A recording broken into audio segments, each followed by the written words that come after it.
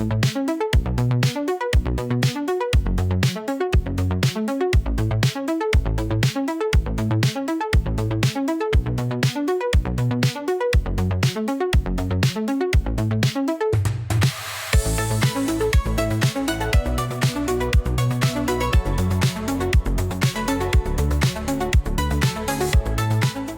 เคน้องโตพร้อมเริ่มสบายดีน้องเองมีชื่อว่าอานงเตือนเจริญชื่อลินชื่อโตปัจจุบันอายุ21ปีเป็นอดีตนักกีฬาทีมชาติลาวและปัจจุบันเป็นอาจารย์สอนมวยแบบฟรีแลนซ์และขายเครื่องออนไลน์เกี่ยวกับเครื่องกีฬามวยครบวงจรโดยขอบใจโอเคคีย์เวิร์ดที่น้องได้รับคือโอเค one night stand เข้าใจความหมายเนาะ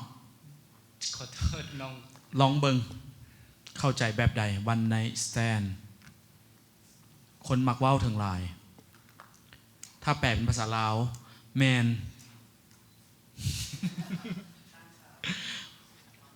ความหักข้างข่าวคืนเดียวประมาณนี้บอกตีความหมายสั่วข่าว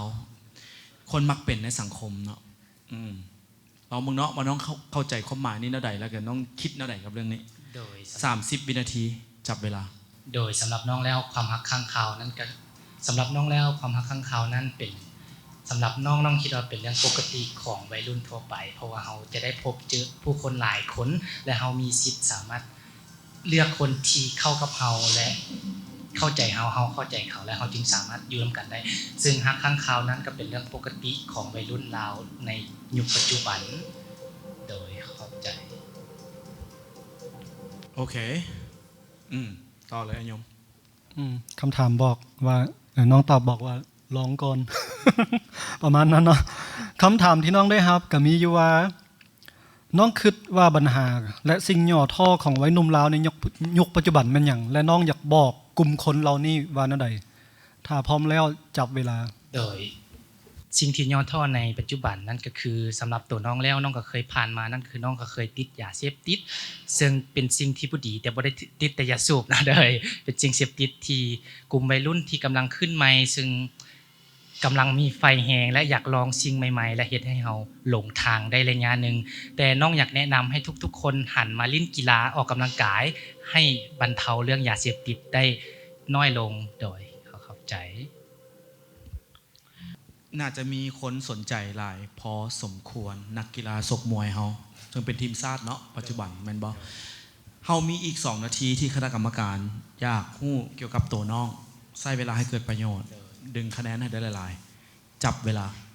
เห็นน้องเป็นอาจารย์สอนมวยเนาะตอนนี้ไอ้มอลี่อยากเห็นหุ่นของน้องได้บ่ว่าหุ่นเฟิร์มซำใดก่อนเลยว่ามอลี่แม่นถอดเลยเพราะมีเวลาสั้นน้องเป็นนักกีฬาแต่ว่าน้องหยุดมาได้ปีกว่าแต่ว่าน้องก็พร้อมที่จะโชว์พร้อมที่อยากโชว์ว้าวสาวๆอยู่บ่ได้ละสาวๆตาฮ้อนอ่ะมอลี่เท่านี้นึงว่ะบ่มีคำถามอย่างต่อว่ะโอเคป๊อดเห็นน้องบอกว่าน้องเคยติดยาเสพติดน้องมีวิธีในการออกจากปัญหาเรื่องเกี่ยวกับเสพติดได้แนวใด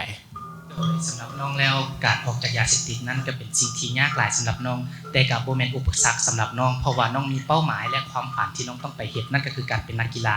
และน้องก็ตัดสินใจออกจากจุดๆนั้นเฮ็ดจังใดจึงออกน้องเฮ็ดจังใดวิธี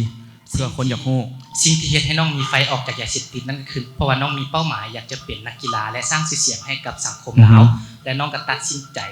ออกจากจุดๆนั้นและออกจากวงการตัวนั้นเพื่อไปหาสังคมใหม่ๆเฮ็ดให้เฮาลืมสิ่งเก่าๆตัวนั้นให้เฮาสามารถห่างออกจากยาเสพติดได้เด้อในการประกวดครั้งนี้น้องคิดว่าสิ่งใดเป็นสิ่งที่ท้าทายชีวิตที่สุดสำหรับน้องท้าทายหลายเพราะว่าน้องเป็นคนที่ขี้อาย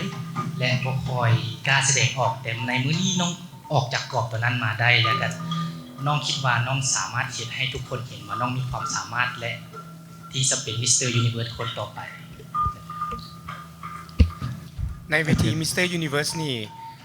จะมีทั้งผู้ชายแท้และก็ชายที่เป็นบ่แท้มาประกวดในฐานะที่น้องเป็นครูฝึกนักมวยไล่เสื้อว่าน้องเป็นชายแท้น้องย่านน้องถูกเหมารวมว่าอยู่ในหันบ่แล้วน้องมีความคิดแนวใดกับชายแท้กับชายบ่แท้ที่มารวมเวทีเดียวกัน สำหรับน้องแมนแท้หรือบ่แท้นั้นสมัยนี้แล้วมันบ่สำคัญ เพราะว่าทุกคนมีสิทธิ ขอบใจหลาย เท่าเทียมกั ๆหมดเวลาอีหลี ขอบใจหลายๆ ขอบใจน้องโตะเก่งหลาย